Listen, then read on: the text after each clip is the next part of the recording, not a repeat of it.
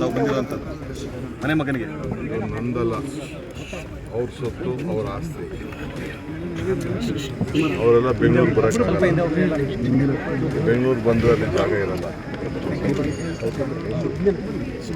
ಸಾವಿರಾರು ಬಸ್ ಮಾಡಿಬಿಟ್ಟಿದೆ. ಅದು ಹೆಚ್ಚು ಕಮ್ಮಿ ಆಗ್ಬೋದು ಅಂತ ನಾನು ಅದನ್ನೇ ಕ್ಯಾನ್ಸಲ್ ಮಾಡಿದೆ. ಸೊ ಅದಕ್ಕೆ ಆ ಒತ್ತಡ ತಡೆಯಬಾರ್ದು ಅಂತೇಳಿ ನಾನೇ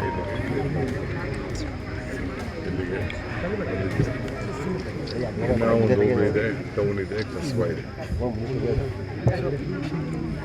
ಈಗಾಗಲೇ 4-5 ಗಂಟೆ ಟೈಮ್ ಆಗಿದೆ. ಈ ಕಬ್ಬಾಳಮ್ಮ ಹೆಂಗಿತ್ತು ಅಂತ ನೀವು ಈಗ ಮುಂಚೆಯಲ್ಲಿ ಮಾಡಿ ತೋರಿಸ್ತೀರಿ. ಹಿಂದೆ ಹೇಗಿತ್ತು, ಈಗ ಹೇಗಾಗಿದೆ ಅಂತ ನೀವು ನೋಡಿ.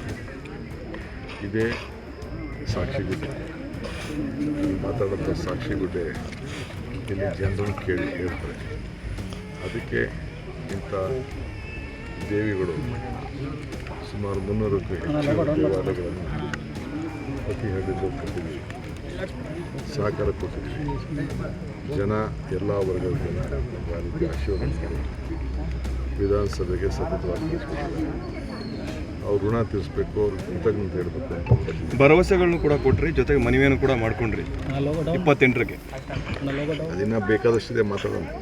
ಸರ್ ಆಮೇಲೆ ಇನ್ನೊಂದು ಸರ್ ಕುತೂಹಲಕಾರಿ ಪ್ರಶ್ನೆ ಸರ್, ತಮಗೆ ಗಡ್ಡ ಕೊಟ್ಟವ್ರ ಬಗ್ಗೆ ಮಾತಾಡ್ತಾ ಇದ್ರು ಸರ್. ನೀವು ಈ ಗಡ್ಡನ ಬೇರೆಯವ್ರು ಕೊಡ್ತೀರಾ ಸರ್?